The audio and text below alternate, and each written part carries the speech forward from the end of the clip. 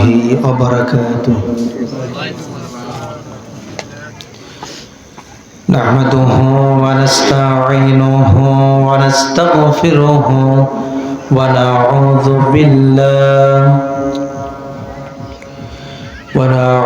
بالله من شرور أنفسنا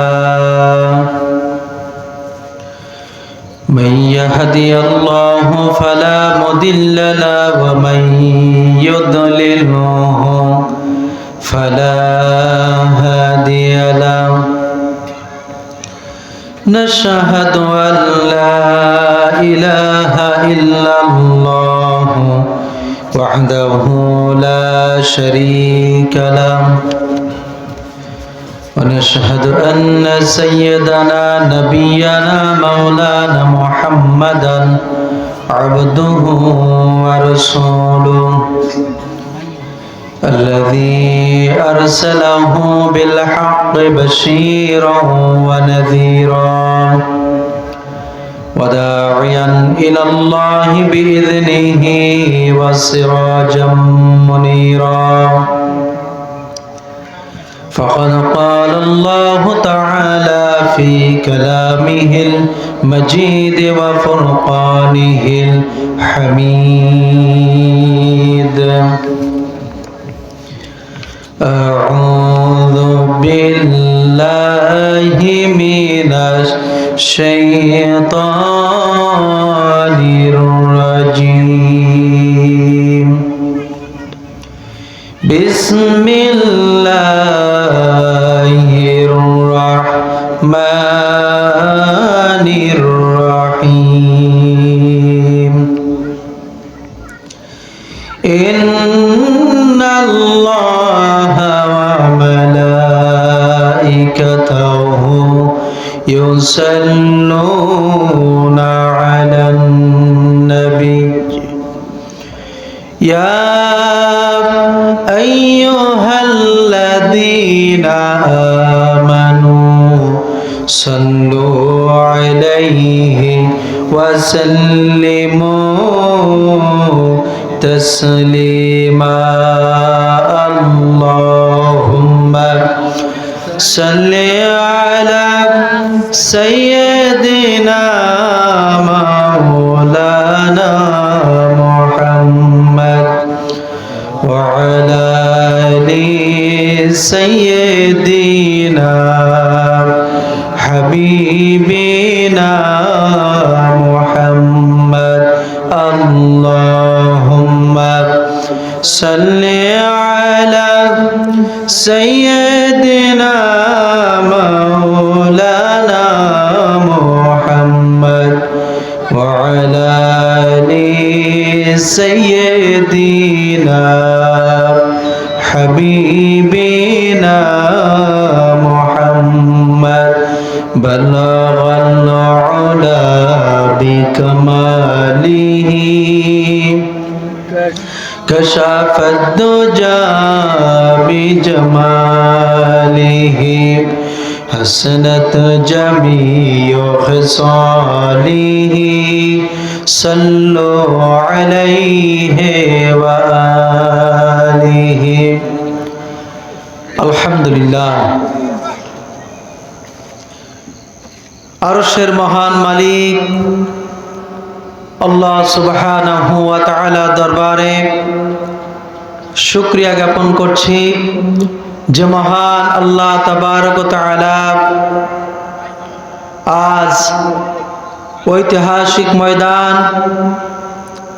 পশ্চিম কানুদশকাঠি মন্দিখালী বাইতুন নূর মসজিদ প্রাঙ্গণে অনুষ্ঠিত তাফসীরুল কোরআন মাহফিল এই মাহফিলের সভাপতিত্ব করছেন মরহুম মুয়াজ্জিন হোসেন, ওনার সুযোগ্য সন্তান জনাব আলহাজ হাফেজ মাওলানা মাহমুদ হুসাইন সাহেব। যুব সমাজের উদ্যোগের এই মাহফিলে আল্লাহ রাব্বুল আলামিন আমাদেরকে আসার বসার তৌফিক দান করেছেন। এজন্য সে মহান মাহবুদের দরবারে শুকরিয়া জ্ঞাপন করছি। সকলে বলছি আলহামদুলিল্লাহ। দুরূদ ও সালাম পেশ করছে আমাদের প্রিয় নবী, প্রিয় নেতার জন্য। সকলে বলি সাল্লাল্লাহু আলাইহি ওয়াসাল্লাম। সাহাবায়ে কেরাম, তাবেঈন, আইয়াবে মুস্তাহিদিন, সালফে সালেহিন, তাদের জন্য দোয়া এবং মাগফিরাত কামনা করছি। সম্মানিত উপস্থিতি, যুবকদের উদ্যোগে যে মাহফিল, এই মাহফিলের জন্য সবচাইতে কষ্ট করেন বড় ভাই মামুন এবং ওনার সহযোগিতা করেন ইবাদুল ভাই সহ যুব কমিটির অন্যান্য ভাইরা। আল্লাহ রাব্বুল আলামিন এই মাহফিলকে কবুল করুক, সকলে বলেন আমিন। যারা এই মাহফিলের ইন্তেজামিয়া কমিটি, আল্লাহ রাব্বুল আলামিন এই মাহফিলের সাথে মৃত্যু অবধি পর্যন্ত তাদেরকে থাকার তৌফিক দান করুক, সকলে বলি আমিন। সবগুলো পরিচালনা সুমন মল্লিক সবকিছু। এবং আরেকটি কথা বলতে হয়, এ মাহফিলের সবকিছুর পরিচালনা দায় দায়িত্বে যে ভাই থাকেন, ভাই সুমন মল্লিক, আল্লাহ আমরা তার জন্য দোয়া করি। আর যুব কমিটির ভাইদের জন্য দোয়া করি, আল্লাহ তাআলা তাদেরকে এবছরের ন্যায় প্রতি বছর তাফসীরুল কোরআন মাহফিল সাজাবার তৌফিক দান করুক, সকলে বলি আমিন।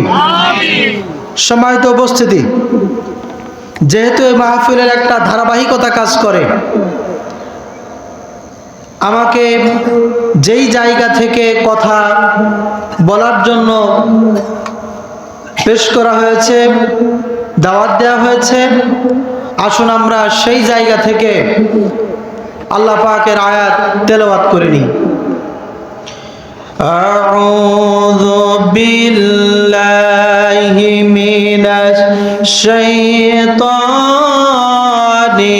রাজীম। বিসমিল্লাহির রাহমানির রাহিম। الذين آتيناهم الكتاب يعرفونه كما يعرفون أبناءهم وإن فريقا منهم ليكتمون الحق وهم يعلمون الحق من ربك فلا تكونن من الممترين ولكل وجهة هو موليها فاستبقوا الخيرات أينما تكونوا يأتي بكم الله جميعا إن الله على كل شيء قدير صدق الله مولانا العظيم। সূরা বাকারা আয়াত নম্বর 146। আল্লাহ রাব্বুল আলামিন বলছেন, আমি যাদেরকে কিতাব দিয়েছি তারা এই কিতাবকে এমন ভাবে চেনে যেমন তাদের নিজেদের সন্তানদেরকে চেনে। আর তাদের মধ্য থেকে একটি দল সত্য জানার পরেও তারা এই সত্যটিকে গোপন করে। হে নবী, তুমি তাদেরকে বলে দাও,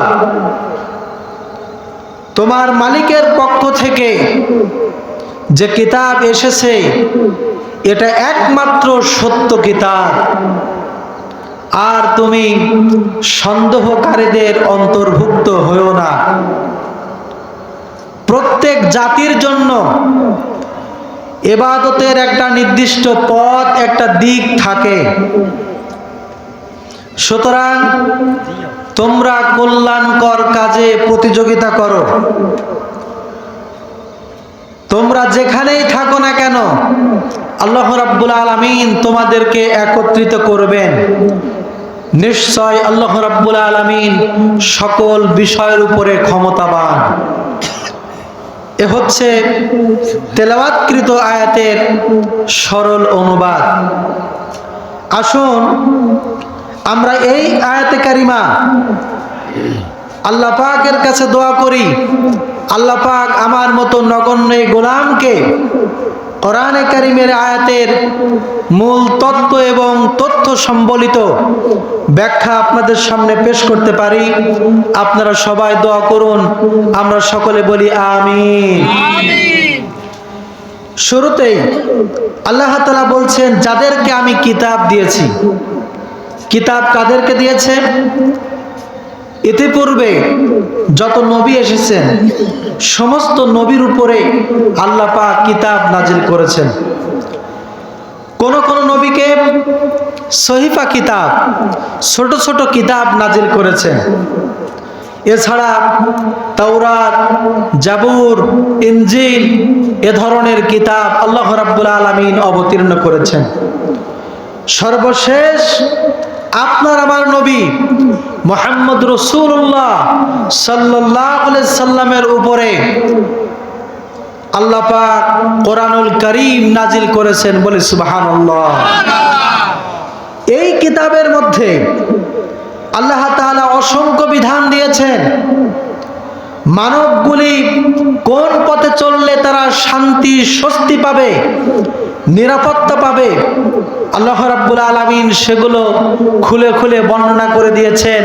তিবিয়ানাল লিকুল্লি শাই, মানব জীবনের জন্য যা কিছু প্রয়োজন আল্লাহ রাব্বুল আলামিন বলছেন আমি খুলে খুলে সব বর্ণনা করে দিয়েছি। সে আল্লাহ তাআলা এই কিতাব নাজিল করে ইহুদি এবং খ্রিস্টানদের দিকে লক্ষ্য করে বলছেন যে তারা তাদের ওই কিতাবগুলোকে এভাবে চেনে যেভাবে তাদের সন্তানদেরকে চেনে। অর্থাৎ তাদের কিতাবগুলোতে শেষ নবী, আখেরি নবী মুহাম্মদ সাল্লাল্লাহু আলাইহি ওয়াসাল্লাম আসবেন এ কথা তাদের কিতাবগুলিতে উল্লেখ করা আছে। তা সত্ত্বেও ইহুদি এবং খ্রিস্টানেরা এই কথা বিশ্বাস করতে নারাজ। কন নাউযুবিল্লাহ। আল্লাহ রাব্বুল আলামিন বলছেন, মুসলমানদের প্রথম কিবলা ছিল আল্লাহ পাকের বাইতুল্লাহ। আল্লাহ পাকের পক্ষ থেকে নির্দেশ এলো, রাসূল কারীম সাল্লাল্লাহু আলাইহি সাল্লাম মক্কা থেকে মদিনায় হিজরত করলেন। এরপরে সেখানে বাইতুল মুকাদ্দাসের দিকে ফিরে নামাজ আদায় করছিলেন 16 থেকে 17 মাস। আল্লাহ রাব্বুল আলামিনের পক্ষ থেকে ওহী নাজিল হলো। রাসূল কারীম সাল্লাল্লাহু আলাইহি সাল্লাম ওই সময় নামাজের মধ্যে ছিলেন, জোহরের নামাজ আদায় করতেছিলেন। 2 রাকাত পড়া হয়ে গেছে, আর মুহাম্মদ সাল্লাল্লাহু আলাইহি সাল্লাম বারবার আকাশের দিকে তাকাচ্ছেন।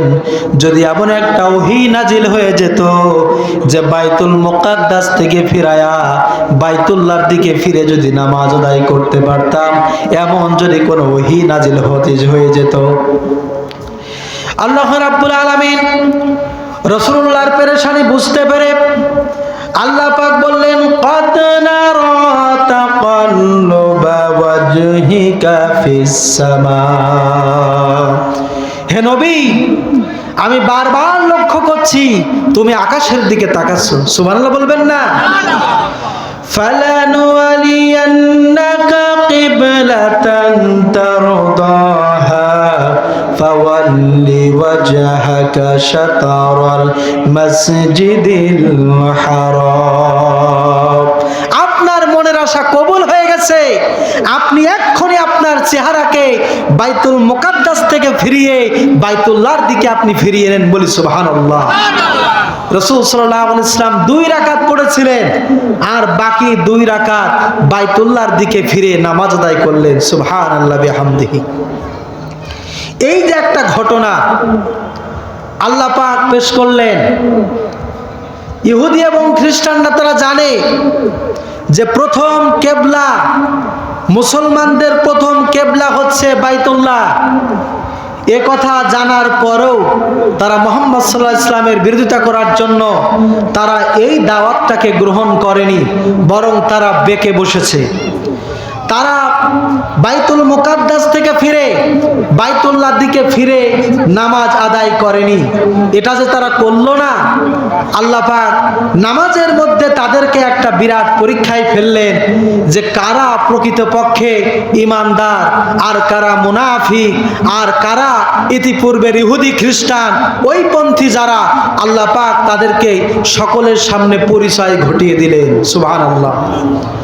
সে আল্লাহ তাআলা বলছেন, ইহুদি খ্রিস্টানরা যেহেতু জানে যে মুসলমানদের প্রথম কেবলা হচ্ছে বাইতুল্লাহ, জানার পরও তারা এ কথা গ্রহণ করলো না। আল্লাহ পাক তাই এখানে বলছেন যে ওরা কিতাবকে এমন ভাবে চেনে যেমন ভাবে চেনে তাদের সন্তানদেরকে। আমরা জানতে পারি একটা গাভী তার বাছুরকে খুঁজে নিতে পারে, তারপর ভেড়ার পালের মধ্যে, ছাগলের পালের মধ্যে ওই বাচ্চা ঠিকই তার মাকে এটা খুঁজে নিতে পারে। জোরে বলেন ঠিক কিনা? এখানে আরবি এই বাগধারা দিয়ে আল্লাহ পাক বোঝাতে চাচ্ছেন যে সন্তান যেমন পিতামাতাকে চেনে, পিতামাতা যেমন সন্তানদেরকে চেনে, ঠিক তেমনি ভাবে ইহুদি খ্রিস্টানরা তারা জানে পূর্ববর্তী কিতাব পড়ে যে বাইতুল্লাহ এটা মুসলমানদের প্রথম কেবলা, কিন্তু জানার পরেও তারা এই সত্য গোপন করে, এই সত্যকে তারা কখনো স্বীকার করে না। কোরআনুল কারীমের ভিতরে আল্লাহ রাব্বুল আলামিন বলছেন মুসলমানদের প্রথম কেবলা হচ্ছে বাইতুল্লাহ। ইন্না আউওয়ালা বাইতিন wudi'a লিন-নাস লাল্লাযী বিবাক্কাতা মুবারাকান ওয়া হুদাল লিল-আলামিন। আল্লাহ রাব্বুল আলামিন বলেন, নিশ্চয় সর্বপ্রথম তোমাদের জন্য বরকতময় ঘর হিসেবে তৈরি করা হয়েছে মানুষের জন্য বিবাক্কা, অর্থাৎ মক্কা নগরী। মক্কা নগরীর বাইতুল্লাহর ঘর তোমাদের জন্য আল্লাহ বরকতময় করে দিয়েছেন। শুধু তোমাদের জন্য না, তামাম পৃথিবীবাসীর জন্য, সৃষ্টি জগতে সকলবাসীদের জন্য কাবা ঘরকে আল্লাহ বরকতময় করে দিয়েছেন। সুবহানাল্লাহ। এই ঘর এত মর্যাদা সম্পন্ন, যে ব্যক্তি এই ঘরে প্রবেশ করবে আল্লাহ পাক তাকে নিজে নিরাপত্তা দান করবেন। সুবহানাল্লাহ বলবেন না? এমন সুন্দর শান্তির ঘর আল্লাহ বানালেন। এ ঘর ভিত্তিপ্রস্তর স্থাপন হয়েছিল কখন? কোরআনে কারীম আল্লাহ তাআলা বলছেন, ওয়া ইয ইয়ারফাউ ইব্রাহিমুল কাওয়াইদা মিনাল বাইতি ইসমাঈলু রাব্বানা তাকাব্বাল মিন্না। আল্লাহ রাব্বুল আলামিন বলছেন, স্মরণ করো সেই সময়ের কথা যখন ইব্রাহিম আলাইহিস সালাম এবং ইসমাঈল আলাইহিস সালাম আল্লাহ পাকের কাবা ঘরের ভিত্তি তৈরি করে আল্লাহর কাছে দোয়া করেছিলেন, হে আল্লাহ তাআলা, তুমি আমাদের দুইজনের পক্ষ থেকে এই ঘরকে, আল্লাহ এই নির্মিত যে কাজ এটাকে তুমি কবুল করে নাও। সুবহানাল্লাহ। হযরত ইব্রাহিম আলাইহিস সালাম দোয়া করলেন, ইসমাঈল আলাইহিস সালাম দোয়া করলেন, আল্লাহ রাব্বুল আলামিন তাদেরকে এই বলে ঘোষণা দিলেন, ওগো নবী ইব্রাহিম, ওগো ইসমাইল, তোমরা শুনে রাখো, কাবা ঘরের ভিত্তি তোমরা তৈরি করার জন্য যে দেয়াল তুলেছো, এখন তোমাদের দায়িত্ব হলো ওয়াহিদনা ইলা ইব্রাহিম ওয়া ইসমাঈলা আন তাহহিরা বাইতিয়া লিত-তাইফিনা ওয়াল আকিফিনা ওয়ার রুকআইস সুজুদ।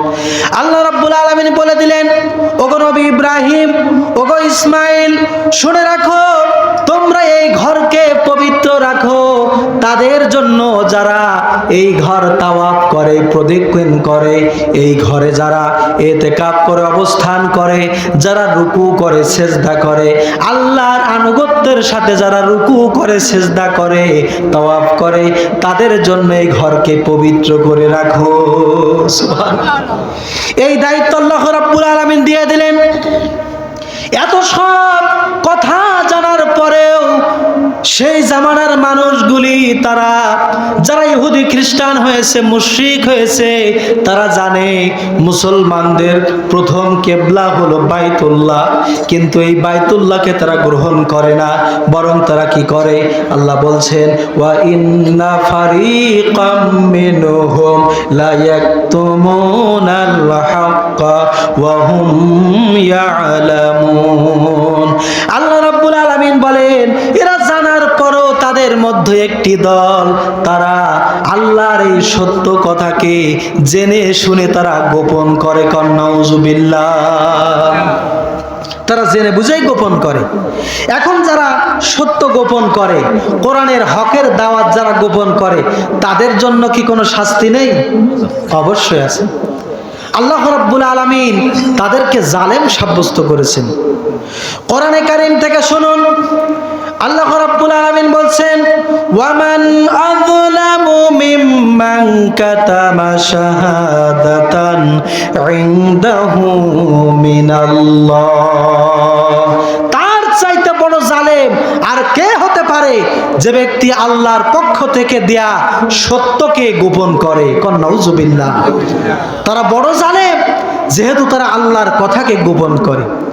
শুধু তাই নয়, যারা আল্লাহর কথাকে গোপন করে, তাওহীদের কথাকে গোপন করে, কোরআনের ভাষ্যটাকে যারা গোপন করে, আল্লাহ পাকের তাওহীদের দাওয়াত যারা দিতে চায় না, সত্যের আহ্বান করতে চায় না, আল্লাহ বলেন তাদের জন্য কি শাস্তি শোনো।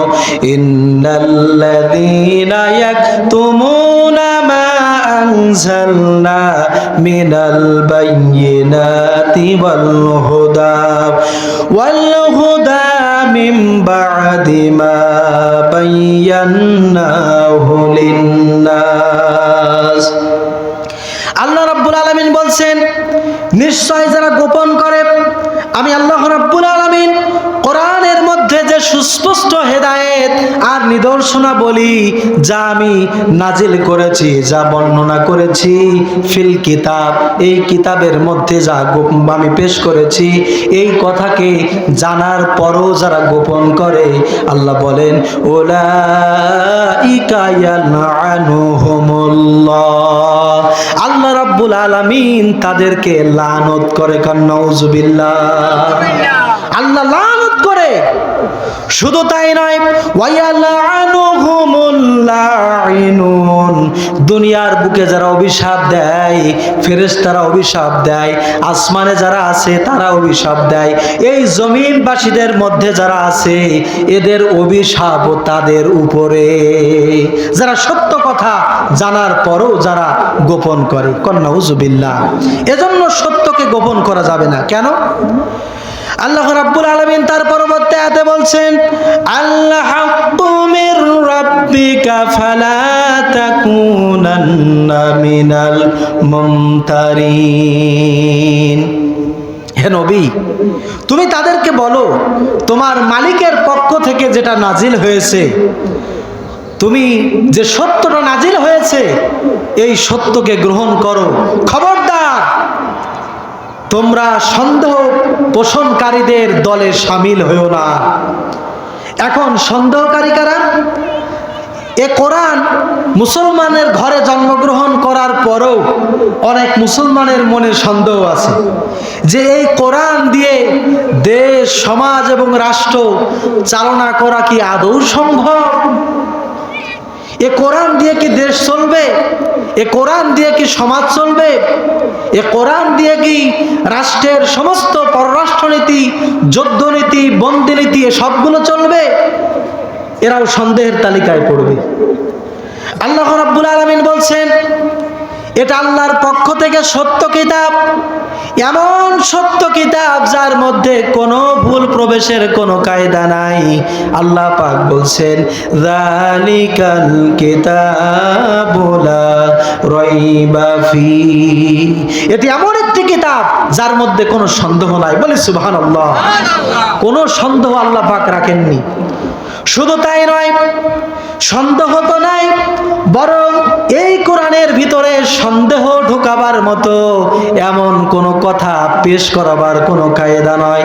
আল্লাহ পাক বলছেন, লা ইয়াতিহিল বাতিলু মিন বাইনি ইয়াদাইহি ওয়ালা মিন খালফি, এটি এমন একটি কিতাব, এর সামনে থেকে, পেছন থেকে, ডান থেকে, বাম থেকে, চতুর্দিক থেকে এই কোরআনে কারীম এমন একটি কিতাব যার মধ্যে কোনো ভুল প্রবেশের কোনো কায়দা নাই।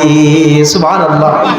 সেই আল্লাহ রাব্বুল আলামিন বলছেন, হে নবী, এটা সত্য কিতাব এসেছে, খবরদার তুমি যেন সন্দেহ পোষণকারীদের অন্তর্ভুক্ত হয়ে যেও না।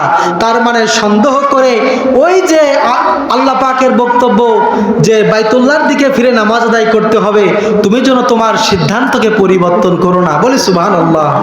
তার মানে ওই সিদ্ধান্তের উপরে তুমি থাকো অটল, অবিচল, আল্লাহ দ্বীনের উপরে ইস্তেকামাত থাকো, এটা আল্লাহ পাকের নির্দেশ।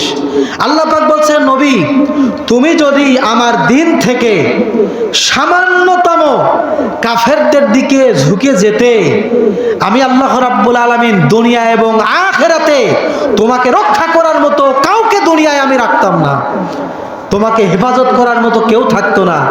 সুতরাং এই কোরআনের বাইরে আল্লাহর নবী যেতে পারেননি, সত্যের উপর অবিচল ছিলেন। আমরাও সত্যের উপরে থাকবো, কেবলার উপরে থাকবো, ঠিক না? সে কেবলা কোন দিক? বাইতুল্লাহ। অর্থাৎ আল্লাহ যে কেবলা অনুসরণ করার কথা বলছেন সেদিকটা আমরা অনুসরণ করব। সম্মানিত উপস্থিতি, এখন সন্দেহ কেন করা যাবে না? কারণ হচ্ছে হকের মিশন এটা অব্যাহতভাবে চলতে থাকবে। যখন থেমে যাবেন তখন আপনার এই থেমে যাওয়া, পিছু হটা, এটা মুনাফিকির খাতায় সাব্যস্ত হয়ে যাবে। এজন্য আল্লাহ রাব্বুল আলামিন বলছেন, হে নবী, আপনি শুনে রাখুন, ওয়ালা তাহজান আলাইহিম ওয়ালা তাকুম ফি দাইকিম মিম্মা ইয়ামকুরুন। হে নবী, আপনি চিন্তিত হবেন না, পেরেশানি হবেন না। ওই কাফেররা তারা যেভাবে করে তোমার কথাগুলো, আল্লাহর কথাগুলো মানছে না, তাদেরকে দেখে তোমার মনকে সংকীর্ণ করবে না, বরং তাদেরকে দেখে মন খারাপ করবে না। হকের দাওয়াত, তাওহীদের দাওয়াত তুমি দিয়েই যাবে। সুবহানাল্লাহ। আর এই দাওয়াত থেকে রাসূলুল্লাহকে ফেরাতে কেউ কি পেরেছে? যখন কাফেররা এসে রাসূল করিম সাল্লাল্লাহু আলাইহি ইসলামের চাচার কাছে এসে বলল যে তোমার ভাতিজা কি চায়, যদি এই মক্কা নগরীতে কোনো সুন্দরী নারী বিবাহ করতে চায় তাহলে বিয়ে দিয়ে দেব, যদি সম্পদ চাই দেব, যদি নেতৃত্ব চাই তাও দেব, কিন্তু কালেমার দাওয়াত যেন না দেয়, বলেছিল না? রাসূলুল্লাহর চাচা যখন এই প্রস্তাব পেশ করলো নবীজির সামনে, নবীজি কি জবাব দিলেন? নবীজি বললেন, ও আমার চাচা, ওরা যেটা দিতে পারে সেটা তো দূরের কথা, ওরা যদি আকাশের ওই সূর্যটা ধরে এনে যদি আমার ডান হাতে উঠায়া দেয়, আর ওই চন্দ্রটা ধরে এনে যদি আমার বাম হাতে উঠায়া দেয়, আমি মুহাম্মদ সাল্লাল্লাহু আলাইহি সাল্লাম 1 সেকেন্ডের জন্য তাওহীদের দাওয়াত আমি বন্ধ করে দেব না। সুবহানাল্লাহ, এটাই হচ্ছে হকের দাওয়াত। সুবহানাল্লাহ বিহামদিহি। সময় তো উপস্থিতি, এজন্য দাওয়াত দিতেই হবে। চিন্তা ভাবনা ভয় ভীতি করলে চলবে না, কারণ আমাদের রক্ষাকারী কে? আল্লাহ রাব্বুল আলামিন বলছেন ওয়া মাকারু ওয়া মাকারাল্লাহ আল্লাহু খায়রুল মাকিরিন। হে নবী, তারা চক্রান্ত করুক, আমি তাদের উপরে কৌশলী। যারা চক্রান্ত করছে, আমি আল্লাহ রাব্বুল আলামিন তাদের চক্রান্তকে নস্যাৎ করে দিয়ে আমি হকের আহ্বান প্রস্ফুটিত করব। বলে সুবহানাল্লাহ। আল্লাহ রাব্বুল আলামিন হকের আওয়াজ দুনিয়ার বুকে কায়েম করেছেন, আরো করবেন, যদি আমরা হকের উপরে অবিচল থাকতে পারি। আল্লাহ রাব্বুল আলামিন এর পরে বলছেন ওয়ালিকুল্লি ওয়াজহাতুন হুয়া মুওয়াল্লিহা ফাস্তাবিকুল খায়রাত। প্রত্যেক ব্যক্তির একটা দিক থাকে। কিসের জন্য? ইবাদতের জন্য। কেউ এক এক দিক বেছে নিয়েছে, কেউ উত্তর দিকে ফিরে তাদের সেই নিয়ম নীতি পালন করে, কেউ পশ্চিম দিকে ফেরে, কেউ বাইতুল মুকাদ্দিসের দিকে ফেরে, আর কেউ কিবলা বাইতুল্লাহর দিকেও ফেরে। তাহলে বোঝা গেল প্রত্যেক ব্যক্তির জন্য কেবলা আছে নির্ধারণ। কার পক্ষ থেকে? সবাই বলেন আল্লাহর পক্ষ থেকে। কোনটা অন্যান্য অমুসলিমদের যে জীবন বিধান, তারা যেটাকে মেনে নিয়েছে, এক একজন এক একটা দিক বেছে নিয়েছে। আল্লাহ বলছেন ফাস্তাবিকুল খায়রা, তোমাদের কাজই হচ্ছে কল্যাণকর কাজ করা। কোন দিক ফিরলো, কোন দিকে গেল, এটা মূল কথা নয়। আসল কথা হচ্ছে যে তার মন হৃদয় আল্লাহ পাকের আনুগত্য করছে কিনা এবং ন্যায়সঙ্গত ভালো ভালো কাজ করছে কিনা। তবে হ্যাঁ, আল্লাহ পাক যেহেতু বিধান দিয়েছেন বাইতুল্লাহর দিকে ফিরে নামাজ আদায় করতে হবে, আমাদেরকে ওইভাবে করে আল্লাহর অর্ডার ফলো করতে হবে। তবে কে কোন দিকে যাচ্ছে, যদি এমনটা হয় আপনি এমন কোথাও গেলেন যেখানে কেবলা আপনি নির্ধারণ করতে পারছেন না, সেই সময় আপনি কিভাবে নামাজ পড়বেন?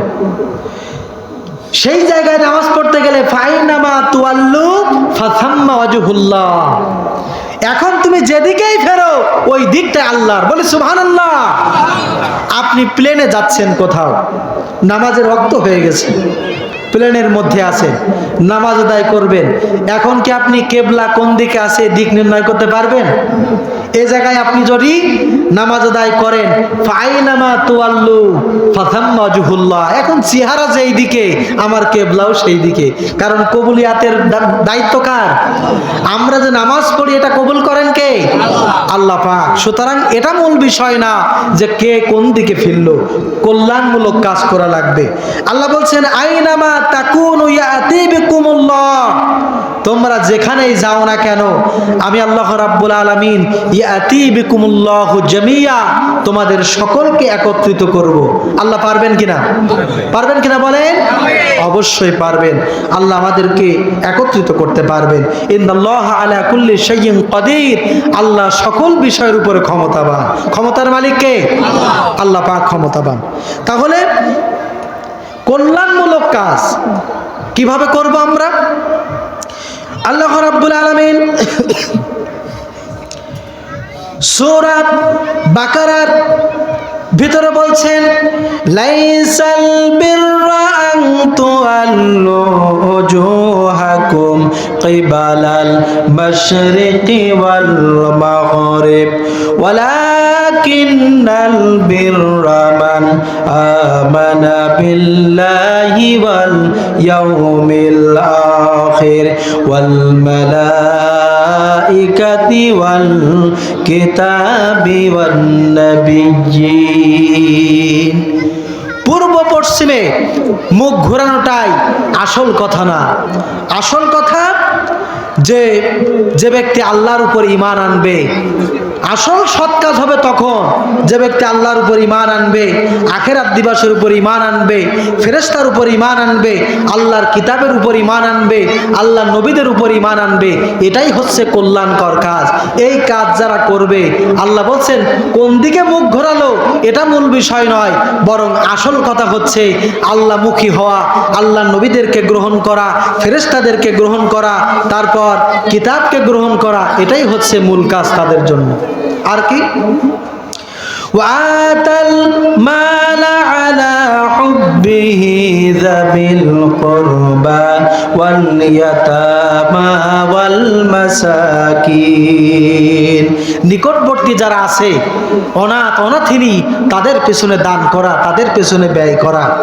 তারপর মিসকিন যারা, পথচারী যারা, তাদের পিছনে ব্যয় করা। যারা সাইল, অভাবগ্রস্ত, ঋণগ্রস্ত, তাদের পিছনে ব্যয় করা। তারপর বন্দি দশা থেকে মুক্ত করে দেয়া, নামাজ আদায় করা, যাকাত আদায় করা, এ সবগুলো কল্যাণকর কাজ, ঠিক না বলেন? এখন বহু মুসলমান আছে নামাজ পড়ে না, আছে না নাই? নামাজ পড়ে না, রোজা রাখে না, সামর্থ্য আছে হজ করে না, আল্লাহ রসুলের পরকালে কোনো চিন্তা নাই, এমন লোক আছে না নেই? আছে। তারা যদি এখন এরকমটা ভাবে এটা কেবলার দিক, শুধু এই কথাটুকু বললো, আল্লাহ বলছেন কোনটা কেবলা আর কোনটা কোন দিক, এটা কেবলার নির্দেশনা আল্লাহর কাছে ফরজ, কিন্তু এটা মূল বিষয় নয়। মূল বিষয় হচ্ছে আল্লাহ পাকের হুকুম পালন করা এবং কল্যাণমূলক কাজ করা। এই কাজ করলে আল্লাহ রাব্বুল আলামিন বলছেন উলাইকাল্লাযীনা সাদাকু ওয়া উলাইকা হুমুস সাদিকুন, এরাই হচ্ছে সত্যবাদী আর এরাই হচ্ছে সঠিক ঈমানদার। এক কথায় ঈমানের দাবিতে সত্যবাদী এরাই। যারা নামাজ পড়ে, রোজা রাখে, আল্লাহ পরকালে চিন্তা করে, ইসলামের উপরে চলে, কোরআনের রাজ কায়েম করার চেষ্টা করে, তারাই হচ্ছে সত্যাশ্রয়ী, এরাই হচ্ছে কল্যাণমূলক কাজ করে। আর এই কাজের দরুন আল্লাহ পাক তাদেরকে জান্নাত নসিব করে দিবেন, বলে সুবহানাল্লাহ। আল্লাহ রাব্বুল আলামিন এরপরে বলছেন وَمِنْ حَيْثُ خَرَجْتَ فَوَلِّ وَجْهَكَ شَطْرَ الْمَسْجِدِ الْحَرَامِ, তুমি যে স্থান থেকে বের হও না কেন তোমার চেহারাকে মসজিদুল হারামের দিকেই ফিরিয়ে দাও। কে নির্দেশ দিচ্ছেন? সবাই বলেন কাদেরকে? আমাদেরকে নির্দেশ দিচ্ছেন তুমি যেদিক থেকেই বেরিয়ে আসো না কেন তুমি কেবলাকে গ্রহণ করো, বাইতুল্লাহকে রক্ষা করে বা বাইতুল্লাহর নিয়ম কারণ মেনে সেদিকে তোমার মুখমণ্ডল তুমি ফেরাও। যেমন দেখুন সৌদি আরবিয়ায় যারা হজ করার জন্য যান তারা দেখেছেন যে আমরা কিন্তু কাবার চতুর্দিকে দাঁড়িয়ে আমরা কেবলাকে অনুসরণ করি, ঠিক না? যে ব্যক্তি উত্তর দিক থেকে আসবে তার দিকে কেবলা, ঠিক সেদিক। এক কথায় বাইতুল্লাহর দিকে আমরা ফিরবো। তা আল্লাহ বলছেন তোমরা যেদিক দিয়েই বের হও না কেন তোমাদের চেহারাকে তোমরা কোন দিকে ফিরাবে? বাইতুল্লাহর দিকে ফিরাবে, অর্থাৎ কেবলার দিকে ফিরাবে। ওয়ান্নাহুল হাক্কাল হাক্কু মির রাব্বিক, কারণ এটাই তোমার রবের পক্ষ থেকে সত্য নির্দেশনা। নির্দেশনা কে দিয়েছেন? আল্লাহ। কাদেরকে? আমাদেরকে। এইটাই সত্য, এই সত্য নির্দেশনা তোমরা পালন করবে। ওয়ামাল্লাহু বিগাফিলিন আম্মা তা'মালুন, খবরদার তোমরা জেনে বুঝে আল্লাহর এই সিদ্ধান্তের ক্ষেত্রে তোমরা গাফেল হবে না। গাফেল কাদেরকে বলে? গাফেল মানে যার মনোযোগ নেই। যেমন দেখুন নামাজ আদায় করি, আল্লাহু আকবার বলে আমরা হাত বাঁধলাম, এরপরে শুরু হয়ে গেল কোন দিকে মন। ভাবছে একজন নাকি নামাজে দাঁড়িয়ে তার উদ্দেশ্য দোকানের হিসাব করা। সে প্রথম রাকাতে দোকানের হিসাব মিলায়েছে, দ্বিতীয় রাকাতেও মিলায়েছে, এরপরে তৃতীয় রাকাতে মিলাচ্ছে, কিন্তু তৃতীয় রাকাতের মিলানোটা হয়নি। লোকমা কেউ না দিলেও সেই বেচারা লোকমা দিয়েছে যে নামাজ 3 রাকাত হয়নি। কারণ তার তো এখন একটা দোকানের হিসাব বাকি, ঠিক না? তার অর্থ কি, সেও নামাজ পড়ছে ঠিকই, কিন্তু মনটা তার জায়গায় নেই। মনটা কোন জায়গায় গেছে? অন্য জায়গায়। অর্থাৎ সে মনটাকে, অর্থাৎ আল্লাহ পাকের হুকুম বা নামাজের দিকে তার মনটা নেই, মনটা অন্যদিকে গেছে। যেমন অনেকে তাফসির মাহফিলে আসে, ওয়াজ শোনে, কিন্তু কি শোনে? মন এখানে নেই, মন চলে গেছে ভান্ডারিয়া বাজারে। যেতে পারে কিনা বলে? এমনটা হয়। এজন্য আল্লাহ তাআলা বলছেন যে কেবলার ব্যাপারে তোমাদের জন্য যেটা বললাম, তোমরা খবরদার যেন গাফেল হয়ে, উদাসীন হয়ে আল্লাহর এই সিদ্ধান্তের বাইরে জেনে শুনে তোমরা অন্যত্র চলে যেও না। তার মানে কিবলাকে অনুসরণ করো।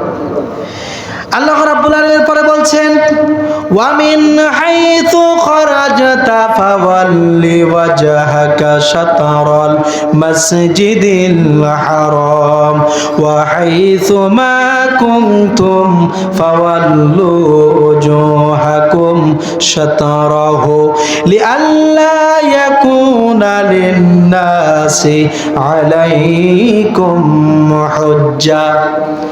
আল্লাহ রাব্বুল আলামিন বলছেন, তুমি যেদিকে যাও না কেন হে নবী, যেদিক দিয়ে তুমি বেরিয়ে আসবে না কেন, তুমি তোমার চেহারাকে মসজিদুল হারামের দিকে ফিরায় দাও।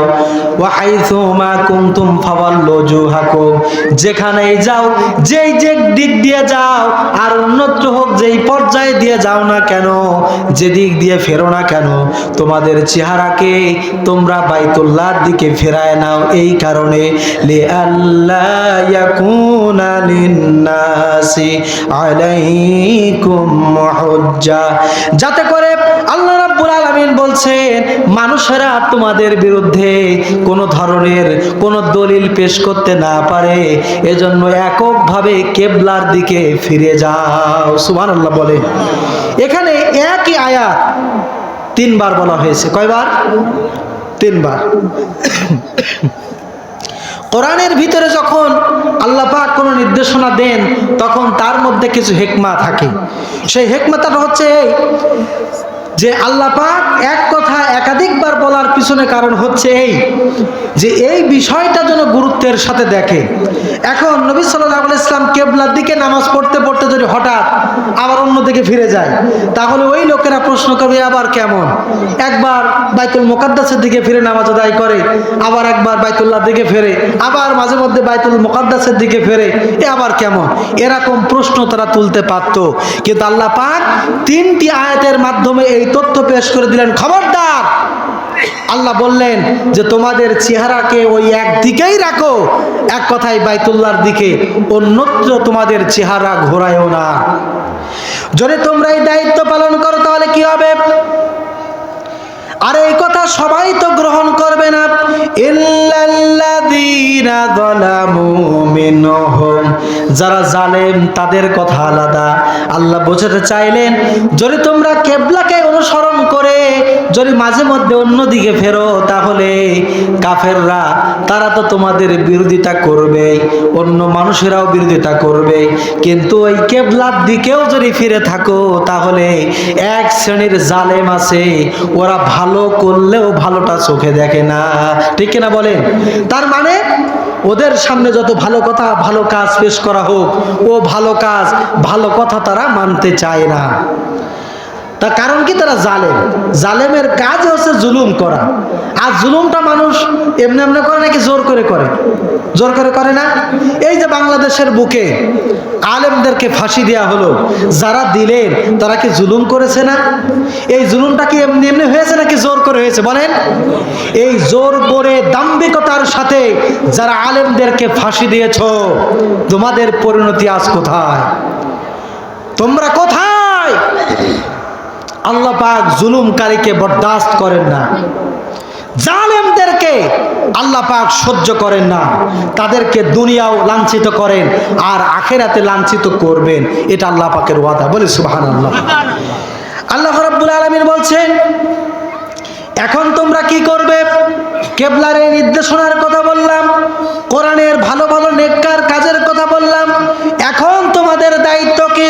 ফালা তাকশাউহুম ওয়াখশাউনি وليتم نعمتي عليكم لعلكم تهتدون আল্লাহ পাক বলছেন ফালা তাকশাউহুম, খবরদার তাদের ভয় করো না, ওয়াকশাউনি, আমি আল্লাহকে ভয় করো। সুবহানাল্লাহ বলবেন না? কাদেরকে ভয় করো না? ওই যে জালেম যারা আছে, তারপর আর কারা, যারা ইহুদি খ্রিস্টান মুশরিক, ওদের ভয় করো না, ভয় করো একমাত্র আল্লাহকে। বলেন কাকে?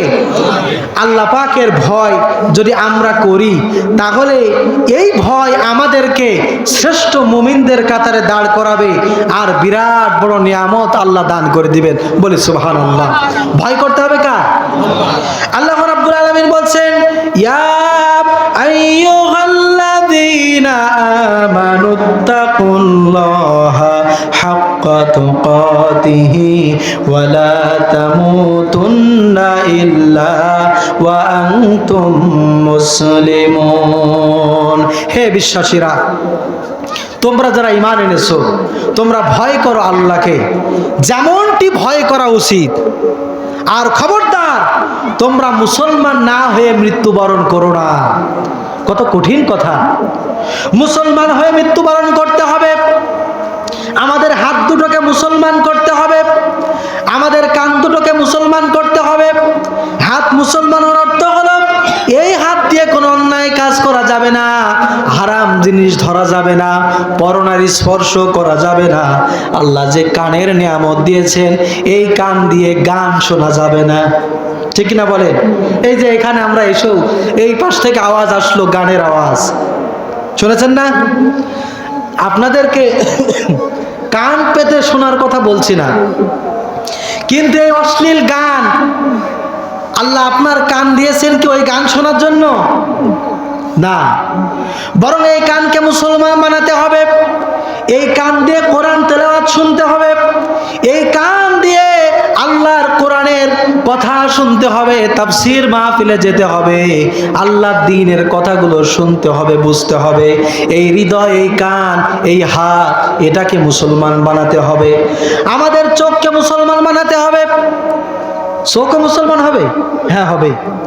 এই চোখ দিয়ে হারাম কোনো দৃশ্য দেখা যাবে না, কোনো খারাপ ছায়াছবি দেখা যাবে না, বেপর্দা নারীদের দিকে এক পলকে তাকিয়ে থাকা যাবে না। যাবে নাকি?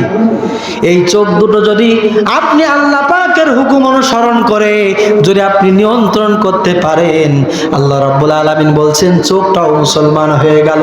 এভাবে করে আমাদের টোটাল শরীরটা মুসলমান বানাতে হবে। আল্লাহ বলছেন ও বান্দারা, তোমরা যারা ঈমান এনেছো তোমরা শোনো, ওয়ালা তামুতুন্না ইল্লা ওয়া আনতুম মুসলিমুন। খবরদার তোমরা মুসলমান না হয়ে কবরে এসো না।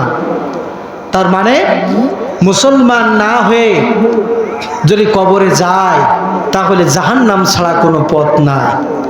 কবরের ময়দানে যে প্রশ্ন করা হবে, মান রব্বুকা, তোমার রব কে, ওমা দীনুকা, তোমার দিন কি, ওমান নবিয়ুকা, তোমার নবী কে। আমরা যদি মুসলমান না হই, আল্লাহর হুকুম যদি পালন না করি, তাহলে তখন জবাব দেওয়া যাবে না। জোরে বলেন ঠিক কিনা? ওই সময় জবাব দিতে পারবো না, জাহান্নাম ছাড়া আর কোনো পথ নাই। এজন্য আল্লাহ পাককে ভয় করতে হবে। জোরে বলেন কাকে?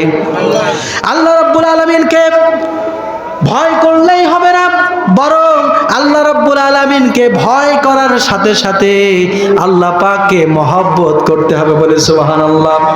আল্লাহ পাক বলেন ওয়া মিনান নাসি মাইয়াত্তাখিযু মিন দুনিল্লাহি ইউহিব্বুনাহুম কাহুব্বিল্লাহ। আল্লাহ পাক বলেন লোকেদের মধ্যে এমন বহু লোক আছে আল্লাহকে যতটা ভালোবাসা দরকার অতটা ভালোবাসে না, বরং আল্লাহর পরিবর্তে অন্য মানুষকে বেশি ভালোবাসে। আল্লাহর চাইতে মানব রচিত পথ এবং মতকে ভালোবাসে। আল্লাহর পথের চাইতে আল্লাহর পথের অনুসারী আলেমদের চাইতে জালেমদেরকে বেশি ভালোবাসে এমন লোক দুনিয়ায় আছে না নাই? জোরে বলেন আছে না নাই? সুতরাং আল্লাহর চাইতে জালেমদেরকে ভালোবাসা যাবে না, আল্লাহর চাইতে অন্য কাউকে বেশি ভালোবাসা যাবে না। নিজের স্ত্রীর ভালোবাসা যতটুকু আছে ততটুকু দিবেন, নিজের সন্তানের জন্য যতটুকু ভালোবাসা ততটুকু দিবেন, আর আপনার পিতামাতার জন্য যতটুকু ভালোবাসা ততটুকু দিবেন। কিন্তু সবচাইতে বেশি ভালোবাসতে হবে আমার আল্লাহরে। ঠিক কিনা বলেন? কাকে ভালোবাসতে হবে? জোরে বলেন কাকে? আল্লাহকে ভালোবাসতে হবে। আল্লাহ পাক বলেন, আল্লাহ পাককে যারাই নাকি ভালোবাসবে, এই কথা ভালোবাসার পথ যারা গ্রহণ করবে, ভয় যারা করবে, তাদের জীবনটা কেমন হবে জানা দরকার আছে কিনা? আল্লাহ পাক বলেন, ওয়ামাইয়াত্তাকিল্লাহা ইয়াজআল লাহু মাখরাজা, যে বা যারা আল্লাহ রাব্বুল আলামিনকে ভয় করে, আল্লাহ রাব্বুল আলামিন বলছেন তাকে দুনিয়ায় বেঁচে চলার জন্য আমি তাকে বাঁচাবার জন্য পথ বের করে দিই। বলি সুবহানাল্লাহ। হযরত ইউসুফ আলাইহিস সালাম জুলাইখা যখন তার কুপ্রবৃত্তি চরিতার্থ করতে চাইল, জেনার কাজে লিপ্ত করতে চাইল, হযরত ইউসুফ আলাইহিস সালাম আল্লাহ রাব্বুল আলামিনকে ভয় করে আল্লাহর কাছে সাহায্য করেছিলেন, আল্লাহ পাকের কাছে সাহায্য চেয়েছিলেন।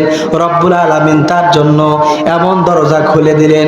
হযরত ইউসুফ আলাইহিস সালাম একবারে আল্লাহর দিকে স্মরণ করে, আল্লাহর কথা মনে করে, আল্লাহকে ভয় করে তালাবদ্ধ দরজার দিকে দৌড় মারলেন। রব্বুল আলামিন তার জন্য তালাবদ্ধ দরজা ভেঙে নাজাত দিয়ে দিলেন। সুবহানাল্লাহ। কার ভয়ের কারণে হলো? আল্লাহর ভয়। জোরে বলেন কার ভয়? আল্লাহ পাকের ভয়। আমার প্রিয় বন্ধুগণ, এই ভয় থাকলে, আল্লাহ পাকের হুকুম থাকলে, আল্লাহ পাক বলেন জান্নাতে যাওয়া তার জন্য সহজ হয়ে যায়। বলে সুবহানাল্লাহ। জান্নাতে যেতে চাই কিনা? জান্নাতে যেতে চাই কিনা বলেন? আমরা সবাই জান্নাতে যেতে চাই।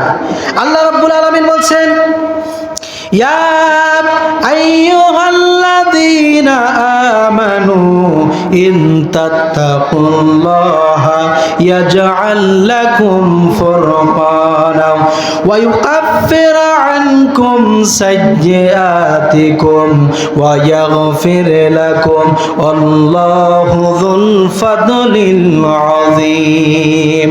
আল্লাহ রাব্বুল আলামিন বলেন, হে ঈমানদারেরা, তোমরা যারা ঈমান এনেছো শোনো, তোমরা যদি আল্লাহ পাককে ভয় করো তাহলে আমি আল্লাহ পাক দুনিয়ায় তোমাদেরকে ন্যায় এবং অন্যায় বেছে চলার তৌফিক দেব। সুবহানাল্লাহ বলবেন না?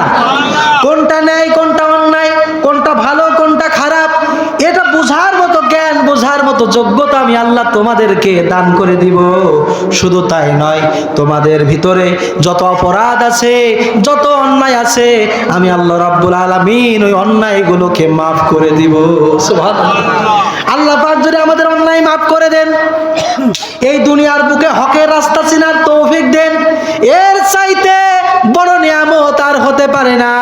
জান্নাতের পথ যদি আমরা চিনতে পারি, বুঝতে পারি, আল্লাহ বলেন তোমার জীবনের গুনাহ খাতা যখন মাফ করে দেব, এরপরে কি দেব সেটা শোনো, আল্লাহু যুল ফাদলিল আযীম। আমি আল্লাহ পাকের পক্ষ থেকে বিরাট নিয়ামত আমি আল্লাহ তোমাদের দান করে দেব। তাফসীরের ভিতরে এসেছে সেই বিরাট নিয়ামতটা কি?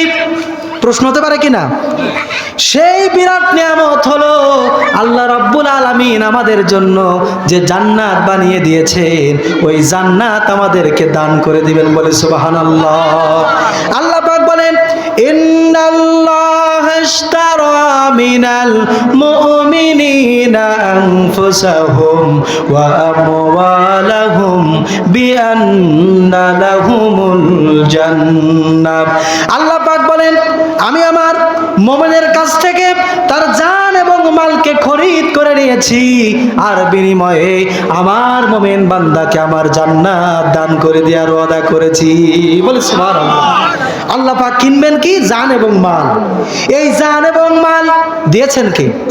সবাই বলেন। জান এবং মাল দিয়েছেন আমার আল্লাহ, আমরা তার মূল মালিক না, মূল মালিক আমার আল্লাহ। এই মূল মালিকানা আল্লাহর হাতে।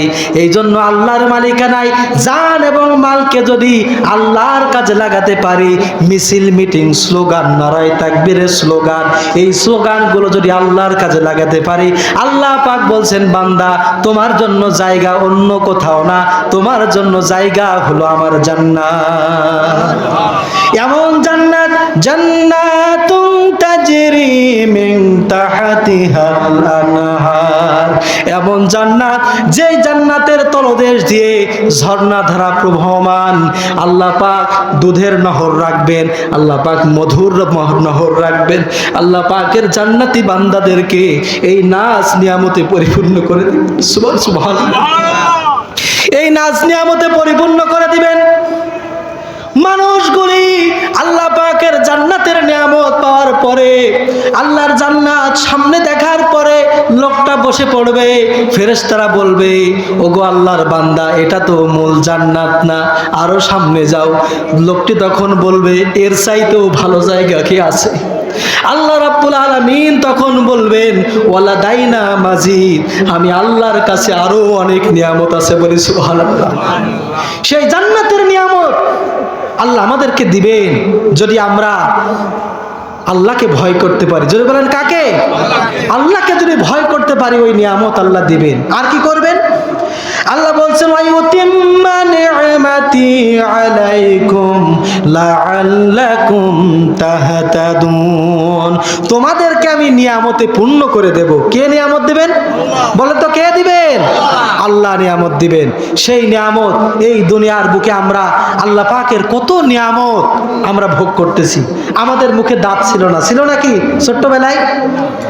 আমরা আল্লাহর কাছে দরখাস্ত করি নাই, রব্বুল আলামিন আমার মুখে দাঁত দাও।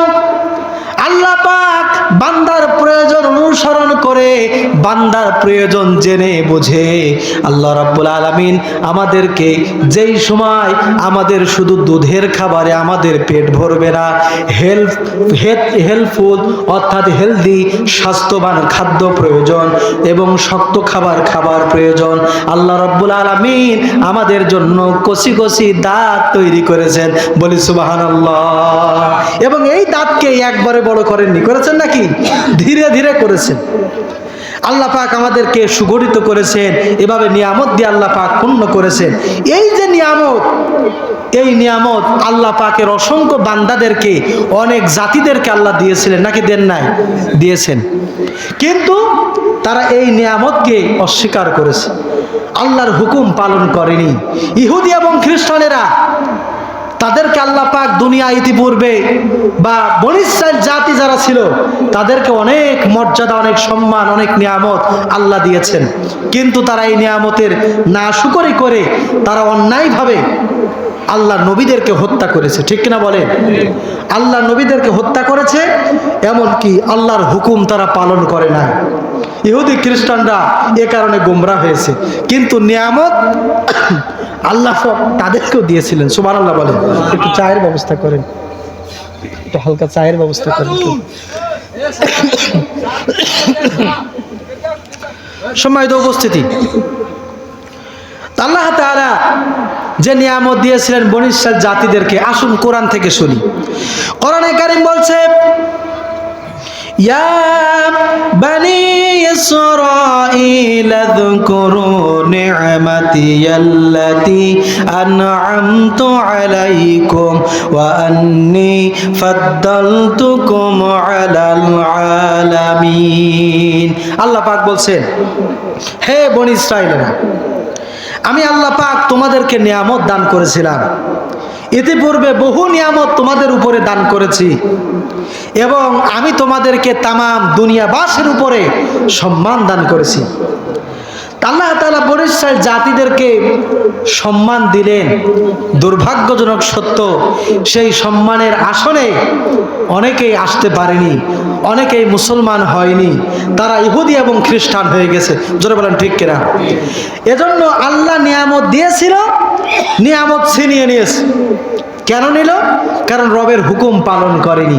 আল্লাহ পাক বলছেন, ও মোমেন বান্দারা, তোমরাও যদি আমার দেয়া নিয়ামত তোমরা লাভ করতে পারো, আমার আনুগত্য করতে পারো, এবং আমার নবীর যে মিশন ছিল ওই মিশন যদি পালন করতে পারো, তাহলে তোমাদের জন্য নিয়ামত আমি রেখেছি। সেই নিয়ামতটা কি? কোরআনে কারীম বলছে, সেই নিয়ামত হলো ওয়া'দাল্লাহুল্লাযীনা আমানু মিনকুম ওয়া আমিলুস সালিহাত লা ইস্তাখলিফান্নাহুম ফিল আরদ। আল্লাহ রাব্বুল আলামিন বলেন, আমি আল্লাহ পাক তোমাদের কাছে ওয়াদা করতেছি, তোমরা যদি ঈমান আনতে পারো আর যদি নেক কাজ করতে পারো, তাহলে আল্লাহ রাব্বুল আলামিন এই জমিনের খেলাফতের দায়িত্ব আল্লাহ তোমাদের দান করে দিবেন। সুবহানাল্লাহ। এই পৃথিবী আল্লাহ পাকের মোমেন বান্দাদের মাধ্যমে কি হবে? আবাদ হবে। বলি সুবহানাল্লাহ। আল্লাহর মোমেন বান্দাদের মাধ্যমে এই পৃথিবী আবাদ হবে। আল্লাহ পাকের মোমেন বান্দারা এই পৃথিবীতে তারা কাজ করবে, আল্লাহর হুকুম তারা পালন করবে। আল্লাহ বলছেন, যদি ঈমানদার হয়, যদি নেক কাজ করে, যদি নেক কাজ করে, তাহলে এই নেক কাজ করার কারণে আমি আল্লাহ রাব্বুল আলামিন এই দুনিয়া পরিচালনার নেতৃত্ব, খেলাফতের দায়িত্ব আমি আল্লাহ তাদেরকে দান করে দিব। সুবহানাল্লাহ। এই খেলাফতের দায়িত্ব আল্লাহ রাব্বুল আলামিন দান করেছিলেন রাসূল কারীম সাল্লাল্লাহু আলাইহি সাল্লাম 12.5 লক্ষ বর্গমাইল এলাকার প্রেসিডেন্ট ছিলেন। বলি সুবহানাল্লাহ। সবাই একটু জিকির করেন, সুবহানাল্লাহ, আলহামদুলিল্লাহ,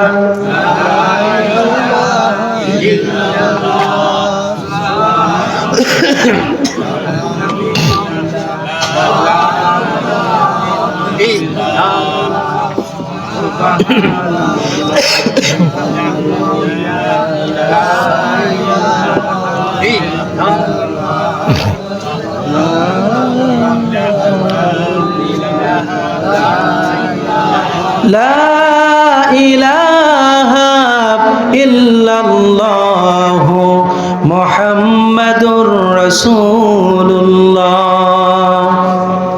সাল্লাল্লাহু আলাইহি সাল্লাম। তো আল্লাহ তাআলা নিয়ামত দিবেন। রাসূল কারীম সাল্লাল্লাহু আলাইহি সাল্লাম 12.5 লক্ষ বর্গমাইল এলাকার প্রেসিডেন্ট ছিলেন। সুবহানাল্লাহ বলেন। এরপরে রাসূলুল্লাহর ইন্তেকালের পর হযরত আবু বকর সিদ্দিক রাদিয়াল্লাহু তাআলা আনহু তিনি খেলাফতের আমির হলেন। সুবহানাল্লাহ। তারপর হযরত আবু বকর সিদ্দিক, হযরত আলী, হযরত ওসমান রাদিয়াল্লাহু তাআলা আনহু ওনারা খেলাফতে অধিষ্ঠিত হলেন এবং এই কোরআন অর্থাৎ কোরআন দিয়ে সেই সমাজ এবং রাষ্ট্র পরিচালনা করেছিলেন। বলি সুবহানাল্লাহ। আপনারা কি চান এই কোরআন দিয়ে এমন একটা রাষ্ট্র কায়েম হোক? জোরে বলেন, আপনারা কি সবাই চান? যদি আমরা চাই, আল্লাহ পাকের এই হুকুম পালন করতে হবে। 1 নম্বর হচ্ছে খাঁটি ঈমান, মজবুত ঈমান। আর 2 নম্বর কথা হলো নেক কাজ করা, মানুষদেরকে তাদের বিপদে পাশে দাঁড়ানো, তাফসীর কোরআন মাহফিল আয়োজন করা, মানুষদেরকে দুস্থ মানবতাকে সেবা করা, আল্লাহ দ্বীনের দাওয়াত প্রতিটা অন্ধের অন্ধে পৌঁছায় দেয়া, আর বাতিলের বিরুদ্ধে বজ্র কঠোর হয়ে আল্লাহ দ্বীন কায়েমের জন্য চেষ্টা করা। বলি সুবহানাল্লাহ। যদি আমরা এই কাজগুলো করতে পারি, আল্লাহ পাক নিজে ওয়াদা করছেন যে আমি তোমাদেরকে এই জমিনের খেলাফত দান করব। বলি সুবহানাল্লাহ। আল্লাহ পাক সেই খেলাফত আমাদের দান করুন। সকলে বলি আমিন। আল্লাহ বলছে যে তোমাদের এই নিয়ামত দেওয়ার পরে লাআল্লাকুম তাহতাদুন, তোমরা সঠিক পথ পেয়ে যাবে, সঠিক পথের সন্ধান পাবে, ইসলামের পথ তোমরা পেয়ে যাবে। আর একটি আয়াত আছে, আল্লাহ রাব্বুল আলামিন পরে বলছেন, কামা আরসালনা ফীকুম রাসূলাম মিনকুম ইয়াতলু আলাইকুম আয়াতিনা ওয়া ইউযাক্কিকুম ওয়া ইউআল্লিমুকুমুল কিতাবা ওয়াল হিকমাত ওয়া ইউআল্লিমুকুম মা লাম তাকুনু তা'লামুন। আল্লাহ পাক বলছেন, এভাবে করে তোমাদের কাছে তোমাদের জন্য আমি একজন রসুলকে পাঠিয়েছি। সুবহানাল্লাহ বলবেন না? সে রসুলের দায়িত্ব হলো এই, ইয়াতলু আলাইকুম আয়াতিনা, আল্লাহর আয়াতকে তেলাওয়াত করে শোনাবে। কার দায়িত্ব বলুন? রসুলের দায়িত্ব সাল্লাল্লাহু আলাইহি সাল্লাম। ওয়া ইউযাক্কিকুম, এবং ওই কোরআন দিয়ে তোমাদেরকে পরিশুদ্ধ করবে। ওয়া ইউআল্লিমুকুমুল কিতাবা ওয়াল হিকমা, তোমাদেরকে কিতাব, জ্ঞান, হিকমত শিক্ষা দিবে। ওয়া ইউআল্লিমুকুম মা লাম তাকুনু তা'লামুন, আর এমন জ্ঞান শিক্ষা দেবেন যে জ্ঞান সম্পর্কে তোমরা কিছুই জানো না, জানতে না। এখানে রাসূল করিম সাল্লাল্লাহু আলাইহি সাল্লামকে আল্লাহ তাআলা 4টি দায়িত্বের কথা বলেছেন। কয়টি? সবাই বলেন কয়টি? 4টি। পয়লা নম্বর দায়িত্ব হলো ইয়াতলু আলাইহিম আয়াতিনা, আল্লাহ পাকের আয়াত তেলাওয়াত করে দেয়া, অর্থাৎ আল্লাহর আয়াত কোরআন। আল্লাহর আয়াত কি? এই কোরআন তেলাওয়াত করে দেয়া। দেখুন রাসূল করিম সাল্লাল্লাহু আলাইহি সাল্লাম এই কোরআনে কারীম তেলাওয়াত করে মানুষদের সামনে শুনিয়েছে। আর এই কোরআন এমন একটা নিয়ামত, রাসূলুল্লাহর জবান থেকে এই কোরআন শোনার জন্য কাফেরেরা রাসূলুল্লাহর ঘরের চতুর্দিকে দাঁড়িয়ে কোরআন তেলাওয়াত শুনতো। জোরে বলেন ঠিক কিনা? কাফেররা উতবা, সাইবা, মুগীরা 4 জন রাসূলুল্লাহর ঘরের চারদিকে দাঁড়িয়ে কোরআনের তেলাওয়াত শুনছে। তারা মনে মনে ভাবছে আর একটু শুনে নি, এরপরে বাড়ি যাব। কিন্তু তেলাওয়াত এত মজা লাগতেছে, এত ভালো লাগতেছে, কাফেরদের কাছে তেলাওয়াত এত ভালো লাগছে যে 4টা কাফের ঘরের 4 কোণে দাঁড়িয়ে একেবারে ফজর অবধি পর্যন্ত দাঁড়িয়ে দাঁড়িয়ে কোরআন শুনেছে। দাঁড়ানো থেকে একটু বসার সুযোগ তারা পায় নাই। এটি সেই কোরআন। দেখুন এই কোরআনের তেলাওয়াত কত সুন্দর। আর রহমান আল্লামাল কুরআন খালাকাল ইনসান আল্লামাহুল বায়ান। সুবহানাল্লাহ, আল্লাহর কালাম, সুবহানাল্লাহ। এই কোরআনে কারিমের তেলাওয়াত এত শ্রুতিমধুর, এত সুন্দর। কাফেরদের সামনে কোরআনে কারীম তেলাওয়াত করা হলেও তারাও মনোমুগ্ধ হয়ে শোনেন। আপনারা জানেন লন্ডনের বুকে ধর্মগ্রন্থ পাঠ করার জন্য তারা তাম পৃথিবীর সমস্ত ধর্মগুরুদেরকে দাওয়াত দিল। এই দাওয়াত দিয়ে ধর্মগ্রন্থ পাঠ করে শোনানো হবে। যেহেতু খ্রিস্টানদের আয়োজন, তাই তারা বলছে প্রথমে বাইবেল পাঠ করা হোক। এখন যিনি বাইবেল জানেন তিনি এই বাইবেল পাঠ করছেন যে ভাষায় নাজিল হয়েছে সেভাবে। এরপরে মহাভারত, পুরাণ, অন্যান্য যত ধর্মগ্রন্থগুলো আছে একের পর এক সব পাঠ করা হয়ে গেছে। এরপরে বলা হচ্ছে যে এবার মুসলমানদের পালা, তারা কোরআন তেলাওয়াত করবে। মাত্র 2 থেকে 5 মিনিট এর মধ্যে শেষ। অন্যদের কিন্তু অনেক বেশি সময় দিয়েছে। তেলাওয়াত কে করবেন? বিখ্যাত কারি মরহুম আব্দুর রহমান, কি যেন ওনার নাম? আবুল বাসেত, তিনি তেলাওয়াত করবেন।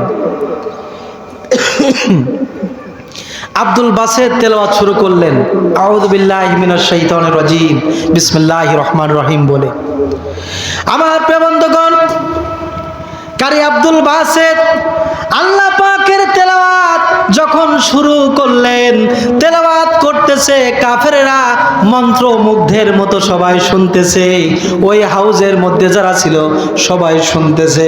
কিন্তু যেই বেচারা 5 মিনিট পরে থামিয়ে দেওয়ার কথা বলেছিল, ওই বেচারা নিজেই ভুলে গেছে যে তেলাওয়াত থামিয়ে দেন, আর তেলাওয়াত করা লাগবে না। আবুল বাসেত আব্দুল বাসেত তেলাওয়াত করলেন, আর এই তেলাওয়াত শুনে মানুষদের চোখ থেকে দরদর করে পানি গড়িয়ে পড়তে লাগলো। আর ওই হাউজের মধ্যে অনেক মানুষ আল্লাহর কালাম শুনে ইসলাম কবুলের সুযোগ পেয়ে গেল। সুবহানাল্লাহ, সুবহানাল্লাহ বিহামদিহি। এটা আল্লাহর কোরআনের মুজিজা।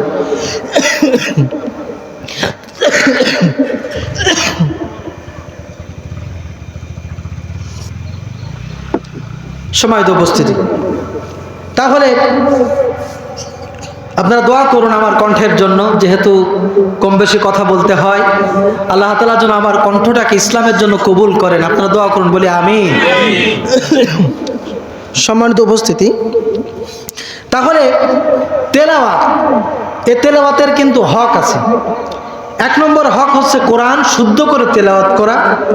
দ্বিতীয় নম্বর হচ্ছে ওই কোরআন বোঝা, অর্থ বোঝা।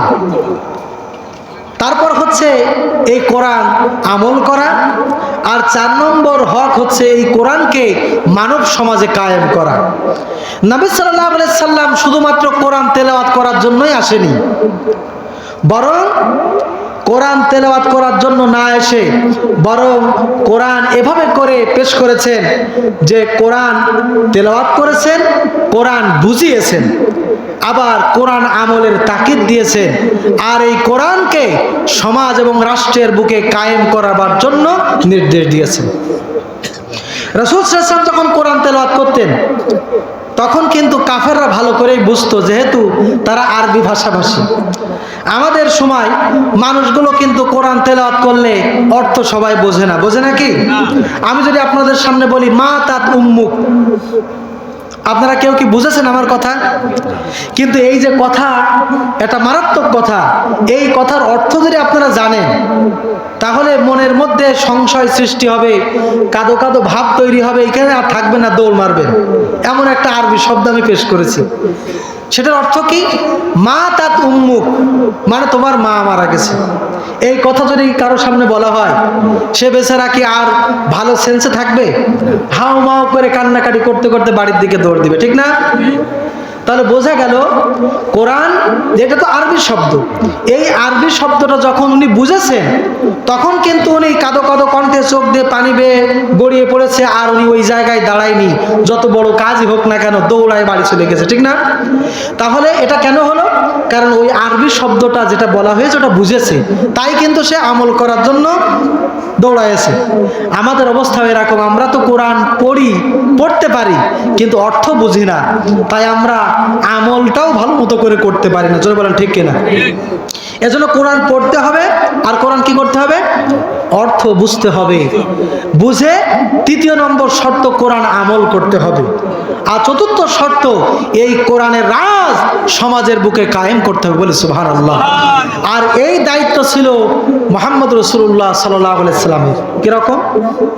আল্লাহ রাব্বুল আলামিন বলেন, হুয়াল্লাযী আরসালা রাসূলাহু বিল হুদা ওয়া দীনিল হক লিইয়ুযহিরাহু আলাদ দীনি কুল্লিহি ওয়ালাউ কারিহাল কাফিরুন। আল্লাহ রাব্বুল আলামিন বলছেন, আমি আমার রাসূলকে দ্বীনি হক সহকারে, সত্যের বিধান সহকারে এই দুনিয়ার বুকে পাঠিয়ে দিয়েছি। আর দায়িত্ব হলো এই মানব সমাজের বুকে আল্লাহ পাকের কোরআনের রাজ কায়েম করার জন্য, বলি সুবহানাল্লাহ। এই কোরআনে কারিমের রাজ কায়েম করবে। পৃথিবীতে যত বাতিল ফেরকা আছে সব কিছুর উপরে আল্লাহর কোরআনকে বিজয় করবে। এজন্য মুহাম্মদ সাল্লাল্লাহু আলাইহি ওয়াসাল্লামকে আমি দুনিয়ায় পাঠিয়েছি, বলি সুবহানাল্লাহ। ওই দায়িত্ব আমাদের আছে নাকি নেই? আছে, কিন্তু আমরা গাফেল, আমরা ওই দায়িত্ব পালন করতে চাই না। তাহলে বোঝা গেল যে কোরআনের এই দায়িত্ব আমাদের পালন করতে হবে।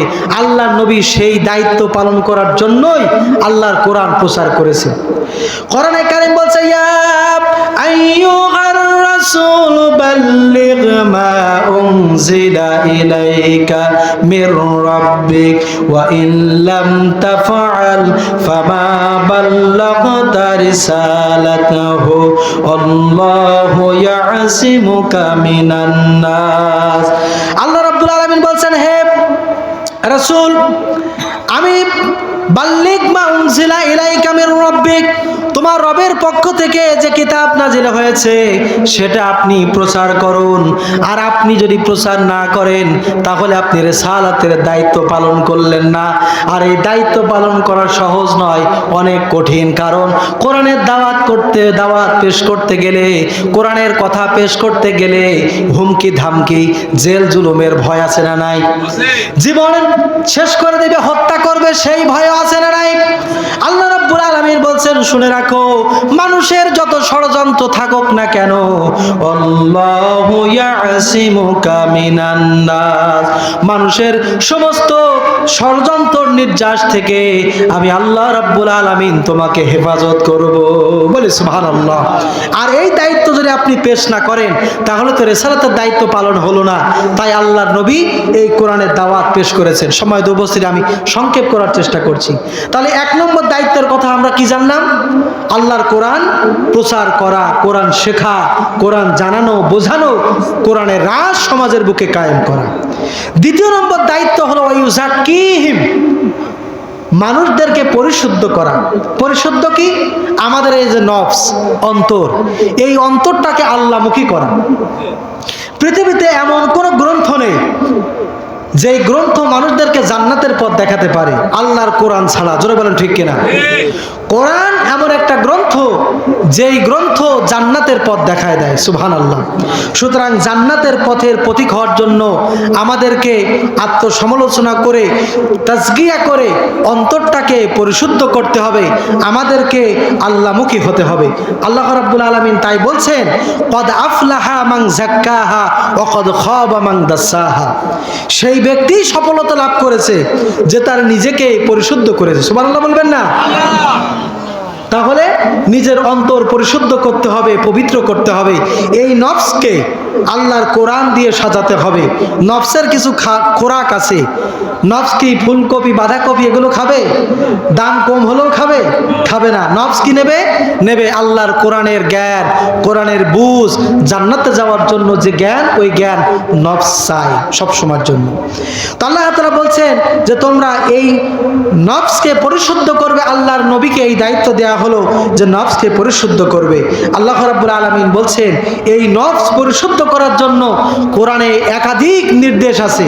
যেমন আপনি হুট করে কারো বাড়িতে ঢুকবেন, কোরআন আপনাকে নিষেধ করছে যে তুমি হঠাৎ করে কারো বাড়িতে ঢুকে পড়ো না। লা তাদখুলু বুয়ুতান গায়রা বুয়ুতিকুম হাত্তা তাস্তানিসু ওয়া তুসাল্লিমু আলা আহলিহা, যে তোমরা হঠাৎ করে কারো বাড়ির মধ্যে ঢুকে পড়ো না। ওয়াতুসাল্লিমু আলা আহলিহা, ওই আহলবাসীকে সালাম দাও।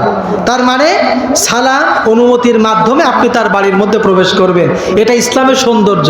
এখন আপনি যদি এই কথা, আল্লাহর কথা যদি মেনে নেন, অন্তর পরিশুদ্ধ হবে, সমাজ সংস্কার হবে। জোরে বলেন ঠিক কিনা?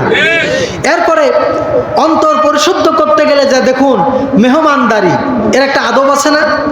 আপনি যদি জানেন কোরআন এবং হাদিস থেকে যে মেহমানের সাথে কেমন ব্যবহার করা উচিত, রাসূল কারীম সাল্লাল্লাহু আলাইহি ওয়াসাল্লাম কেমন ব্যবহার করেছেন। আল্লাহ নবী বলেছেন, মান কানা ইউমিনু বিল্লাহি ওয়াল ইয়াউমিল আখির ফালইউকরিম দাইফা। আল্লাহ নবী বলছেন, তোমাদের মধ্যে যে বা যারা আল্লাহ এবং পরকালে বিশ্বাস রাখে সেজন্য মেহমানদেরকে সম্মান করে। সুবহানাল্লাহ বলবেন না? এখন আপনি যদি এই কথা গ্রহণ করে নেন এবং এই অনুসারে যদি মেহমানদের সঙ্গে ব্যবহার করেন তাহলে আপনার অন্তর পরিশুদ্ধ হলো। জোরে বলেন ঠিক কিনা? ঠিক তেমনি ভাবে দেখুন খানা পিনার আদব। আপনি কিভাবে খাবেন?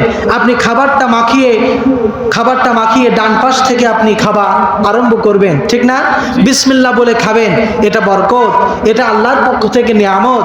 এই নিয়ামতের কথা স্মরণ করে যদি বিসমিল্লাহ বলে আপনি আপনার ডান হাত দিয়ে যদি মাখিয়ে মুখে দেন তাহলে আপনি যেটা গ্রহণ করলেন এটাও সদকা হিসেবে আল্লাহর দরবারে পরিগণিত হবে। বলি সুবহানাল্লাহ। তাহলে বোঝা গেল খানা পিনার আদব সেটা আমাদেরকে গ্রহণ করতে হবে কি থেকে? কোরআন থেকে, হাদিস থেকে, আল্লাহর নবীর জীবন থেকে। পোশাকের আদব, আপনি কোন পোশাক পরবেন? সব পোশাক কি আল্লাহ নির্দেশ দিয়েছে নাকি? আল্লাহ বলছেন তোমরা যখন মসজিদে যাবে তখন উত্তম পোশাক পরিধান করবে। আমরা অনেকে মসজিদে যাই এমন কাপড় চোপড় পরে মনে হয় তার চাইতে অসহায় এই সমাজে আর কেউ নাই। ঠিক কিনা বলেন? অথচ আল্লাহ বলছে তোমরা যখন মসজিদে যাবে নামাজ আদায় করার জন্য, জিনাতাকুম ইনদা কুল্লি মসজিদ, যখন মসজিদে প্রবেশ করবে উত্তম পোশাক তোমরা পরিধান করো। সুবহানাল্লাহ।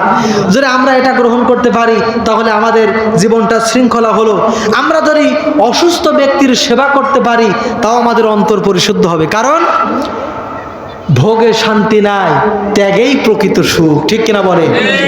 আপনি সব ভোগ করলেন, কতটুকু শান্তি পাবেন? যদি মানবতার পেছনে ব্যয় করেন তার ভিতরে আপনি শান্তি পাবেন। সুতরাং আপনার অন্তর পরিশুদ্ধ হলো, পরিচ্ছন্ন হলো। এভাবে করে আমরা যদি জীবন পরিশুদ্ধ করতে পারি, আল্লাহ নবীজি সাল্লাল্লাহু আলাইহি ইসলামের দায়িত্ব ছিল আমাদেরকে ওই কোরআন দ্বারা জীবন পরিশুদ্ধ করা। তাহলে কয়টা বললাম বলেন? কয়টা বলেছি? দুইটা।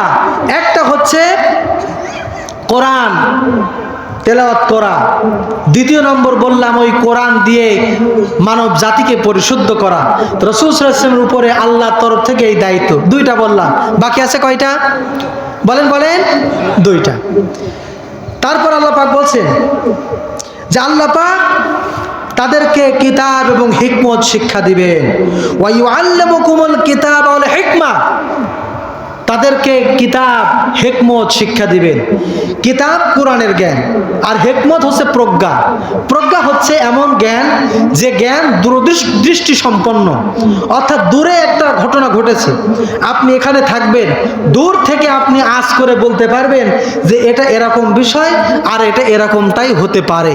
যেমন বাংলাদেশে কোরআনের পাখি আল্লাহ পাকের ওলি এই বাংলাদেশের ব্যাপারে তিনি যে মন্তব্যগুলো পেশ করেছিলেন, দূরদর্শী জ্ঞান দিয়ে বলেছিলেন যে উত্তর গগনে কালো মেঘ জমা হয়েছে, ঝড়ের পূর্বাভাস লক্ষ্য করছি। জোরে বলেন ঠিক কিনা? যদি মোকাবেলা করতে না পারেন সক্ষমভাবে, এমন অন্ধকার গাঢ় অমাবস্যা রাত আসতে পারে যার শুভে সাদিক হওয়া অসম্ভব।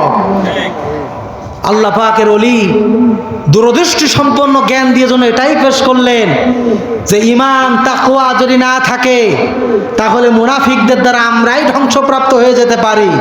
আর যদি ঈমান জাগ্রত হয় আল্লাহ রাব্বুল আলামিন আবার এই জমিনে কোরআনের রাজ কায়েম করে দিবেন। বলি সুবহানাল্লাহ। তিনি যে এই কথাগুলো বলেছিলেন কোন জায়গা থেকে বলেছিলেন? দূরদর্শী জ্ঞান, হিকমত, বিজ্ঞানময় জ্ঞান থেকে তিনি এগুলো অর্জন করেছেন। আল্লাহ পাকের ওলি জবান থেকে অনেক কথাই পেশ করেছেন যে কথা আজ বাস্তবে পরিগণিত হয়েছে। জোরে বলেন ঠিক কিনা? সুতরাং এভাবে করে কিতাব এবং হিকমত এই জ্ঞান শিক্ষার প্রয়োজন। আল্লাহ রাব্বুল আলামিন বলছেন এই জ্ঞান এবং বিজ্ঞান শিক্ষা দেবে আল্লাহর কোরআন। দেখুন, মৌমাছি আল্লাহর সৃষ্টি। মৌমাছি কি? আল্লাহর সৃষ্টি। আমার সময়টা বললে ভালো হতো, সময়টা কতটুকু? মৌমাছি থেকে যে জ্ঞান নেওয়া যায় সেটা হচ্ছে ইঞ্জিনিয়ারিং টেকনোলজি। ইঞ্জিনিয়ারিং টেকনোলজির জ্ঞান কিরকম? আল্লাহ পাক বললেন যে আমি মৌমাছিকে এই উদ্দেশ্যে প্রত্যাদেশ দান করলাম যে তুমি পাহাড়ে গাছের ডালে তোমার বাসা বানাও। আর কি? অমিনাশ সাজারি, গাছের ডালে অথবা ঘরের কার্নিশে পাহাড়ে এই জায়গায় তোমরা মৌচাক বানাও। দেখুন, মৌচাক বানায় মৌমাছি কত সুন্দর করে, এবং এই মৌমাছির যে মৌচাকটা কত সুন্দর, এভাবে করে চেম্বার সিস্টেম করে দেয়া কত সুন্দর। তো এই যে জ্ঞান আল্লাহ দিলেন মৌমাছিকে, কাকে দিয়েছেন বলেন? মৌমাছিকে দিয়েছেন। তো মৌমাছিকে জ্ঞান দিয়েছেন আল্লাহ রাব্বুল আলামিন। তার কাছ থেকে ইঞ্জিনিয়ারিং টেকনোলজি ওই জ্ঞান শেখার জন্য আল্লাহ কিন্তু মানব জাতিকে ওখান থেকে এই জ্ঞান বিজ্ঞান শেখাবার জন্য গুরুত্ব পেশ করেছেন। কত সুন্দর করে তার মৌচাকটা বানায়।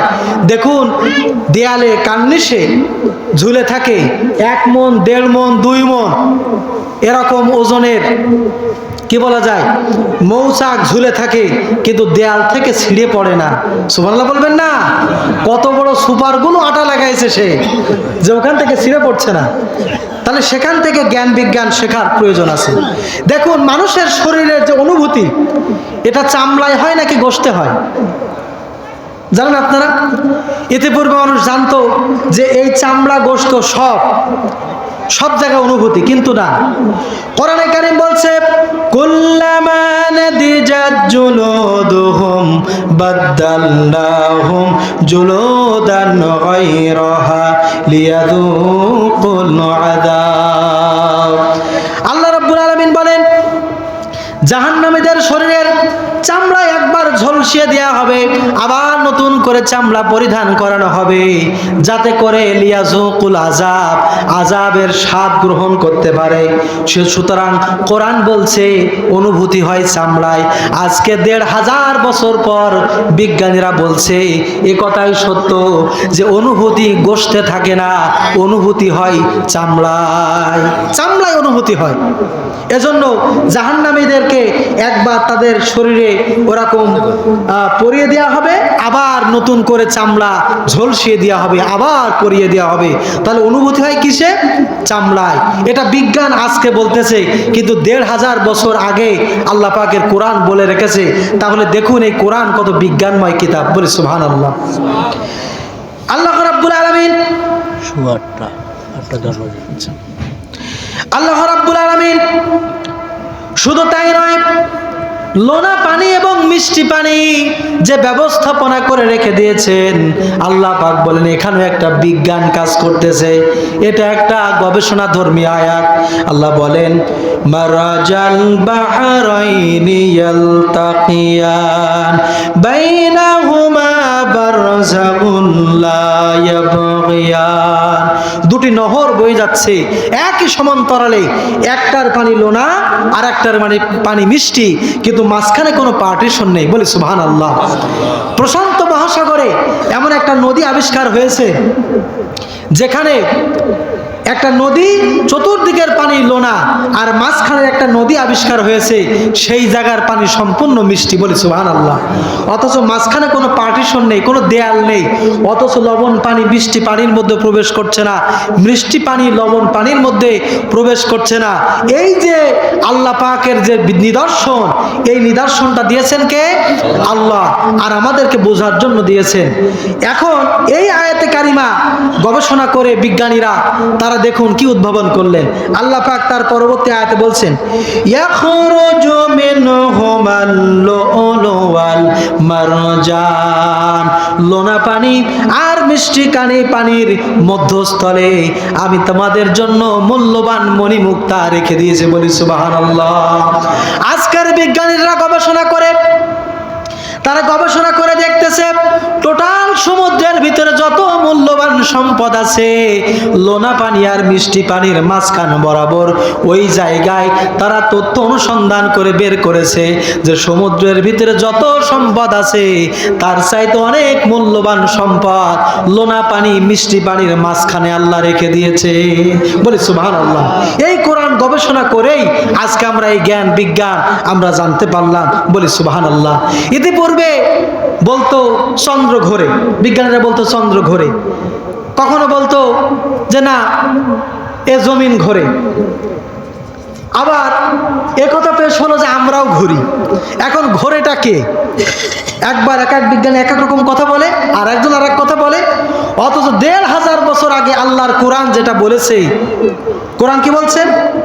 আল্লাহ রাব্বুল আলামিন বলছেন লাশ-শামসু ইয়ামবাগি লাহা আন তুদরিকাল কমারা ওয়ালাল লাইলু সাবিকুন নাহার ওয়া কুল্লুন ফি ফালাকি ইয়াসবাহুন। আল্লাহ রাব্বুল আলামিন বলছেন চন্দ্র পারে না সূর্যকে ধরিতে, সূর্য পারে না চন্দ্রকে ধরিতে। আল্লাহ রাব্বুল আলামিন প্রত্যেকে তার কক্ষপথে ছুটে চলতেছে। আল্লাহ বলেন এভাবে করে ছুটে চলতেছেন রাত দিনের আবর্তন চন্দ্র সূর্য। ওয়া কুল্লুম ফি ফালাকি ইয়াসবাহুন, সব কিছু ঘূর্ণায়মান, বলি সুবহানাল্লাহ। আজকের বিজ্ঞানীরা বলছে যে হ্যাঁ আসলে আল্লাহর এই কথা এটাই সঠিক যে পৃথিবীর সকল বস্তু ঘূর্ণায়মান, আমরা ঘুরতেছি। এ কোরআন বলছে যে এই পৃথিবীটা হচ্ছে একটা ডিম্বাকৃতি পৃথিবীটা ডিম্বাকৃতি। কখন বলেছে? ১৫০০ বছর আগে আল্লাহ বলেছেন। আজকের বিজ্ঞানীরা গবেষণা করে তাই বলছে যে পৃথিবী গোলাকার নয়, পৃথিবী হচ্ছে বর্তুলাকার, অর্থাৎ যে এভাবে ডিমের যে আকার ওই আকারে এই পৃথিবীটা। সুবহানাল্লাহ বলেন। তাহলে এই কোরআন থেকে আমরা জ্ঞান বিজ্ঞান আমরা শিখতে পারলাম। আল্লাহ বলছেন শুধু তাই না, আর একটা জ্ঞান শিক্ষা দেওয়ার জন্য নবীকে পাঠিয়েছি। এটা 3টা বললাম, আর একটা কি? وَيُعَلِّمُكُم مَّا لَمْ تَكُونُوا تَعْلَمُونَ। আর এমন জ্ঞান শিক্ষা দিবেন যে জ্ঞান তোমরা জানতে না। কি বলেন? পরকাল সম্পর্কে কোনো জ্ঞান ছিল আমাদের? বলেন ছিল? এই জীবন নয়, আর একটা জীবন আসবে। ওই জীবনে এই জীবনের হিসাব দেয়া লাগবে, এমন কোনো জ্ঞান আমাদের ছিল না। আমরা জানতাম না, বুঝতাম না কে আমাদেরকে সৃষ্টি করেছেন, কোত্থেকে আসলাম, কোথায় ফিরে যাব জানতাম না। আল্লাহর নবী এসে তাওহীদের দাওয়াত পেশ করার মাধ্যমে, কোরআনের দাওয়াত পেশ করার মাধ্যমে বলেছেন এই জীবন নয়, আর একটা জীবন আসবে। ওই জীবনে আমাদের আল্লাহর মুখোমুখি হওয়া লাগবে। জোরে বলেন ঠিক কিনা? এই জন্য আমরা দেখতে পাই ওই জামানায় যখন তাওহীদের দাওয়াত পেশ করলো, তাওহীদের দাওয়াত পেশ করার কারণে ওই মানুষগুলি এত ভালো হয়ে গেল, যারা চুরি করত, ডাকাতি করত, হত্যা করত, খুন করত, ধর্ষণ করত, রাহাজানি করত, এমন কোনো অন্যায় নাই ওই সমাজে তারা করত না। কিন্তু আল্লাহর নবীর কাছ থেকে পরকালীন কথা যখন শুনলো, মানুষগুলি সোনার মানুষে পরিণত হয়ে গেল। সুবহানাল্লাহ। তাদের জীবন হলো এমন, খুলুকুল কোরআন, কোরআনুল কারীমকে এমন ভাবে জীবনে ধারণ করলো, পরকালে জান্নাত পাওয়ার জন্য জীবনকে এমন ভাবে সাজালো। যখন সাহাবায়ে কেরাম কোরআনে কারীম এমন ভাবে আমল করত, আল্লাহর নবীর সাহাবীরা কোরআন জানতো, কোরআন মানতো, কোরআন আমল করত, কোরআন আমল করে পরকালে জান্নাত পাওয়ার জন্য এমন ভাবে চলতো, দূর থেকে দেখে মনে হতো জীবন্ত কোরআন হেঁটে যায়। বলি সুবহানাল্লাহ। সুতরাং আল্লাহর নবী যে মিশন নিয়ে এসেছেন, 4টে দায়িত্বের কথা বললাম। দায়িত্বের মধ্যে প্রথম হলো আল্লাহর কালাম তেলাওয়াত করা। দ্বিতীয় নম্বর দায়িত্ব হলো ওই কোরআন দ্বারা মানুষদেরকে পরিশুদ্ধ করা। 3 নম্বর ওই কোরআনের মাধ্যমে কিতাব এবং হিকমত শিক্ষা দেয়া। 4 নম্বর দায়িত্ব হলো আমাদেরকে পরকালীন জ্ঞান শিক্ষা দেয়া। আপনারা আমাদেরকে বলেন, আমাকে বলেন, আল্লাহ নবী তার দায়িত্ব পালন করেছিলেন কিনা বলুন? অবশ্যই করেছেন। আল্লাহ নবীর সালাতের দায়িত্ব পালন করেছেন। বলি সুবহানাল্লাহ। আল্লাহ রাব্বুল আলামিন এই দায়িত্ব দিয়েছিলেন বিশ্বনবীকে। বিশ্বনবী দায়িত্ব পালন করে এমন একটা সমাজ উপহার দিলেন, খৈরুল কুরুনি করনি। আল্লাহ নবী বললেন সর্বশ্রেষ্ঠ যুগ আমার যুগ। বলি সুবহানাল্লাহ। এরকম একটা সমাজ ব্যবস্থা, আল্লাহর কোরআনের সমাজ ব্যবস্থা আপনারা কি সবাই চান? কারা কারা চান? 2 হাত তুলে দেখান। আল্লাহ পাক কবুল করুক। সকলে বলেন আমিন। আমরা কোরআনের সমাজ চাই। সম্মানিত উপস্থিতি, আমি আপনাদের সামনে যে কথাগুলো বললাম, আমার আয়াত ছিল 146 নম্বর আয়াতে কারিমা থেকে 151 নম্বর আয়াত। আল্লাহ তাআলা, আমি ক্ষুদ্র আল্লাহর এক নগণ্য বান্দা, যতটুকু বললাম আল্লাহ পাক আমাদের সকলকে আমল করা এবং কোরআনের পক্ষে টিকে থাকতে পারি, কোরআনের পথে দাওয়াত পেশ করতে পারি। আপনারা আমার জন্য দোয়া করবেন না? সেই দোয়া কামনা করেই আমি আমার কথা এখানে শেষ করছি। হাযা মা ইনদি ওয়াল ইলমু ইনদাল্লাহ আলাইহি তাওয়াক্কালতু ইলাইহি উনীব। আসসালামু আলাইকুম ওয়া রাহমাতুল্লাহি ওয়া বারাকাতুহু।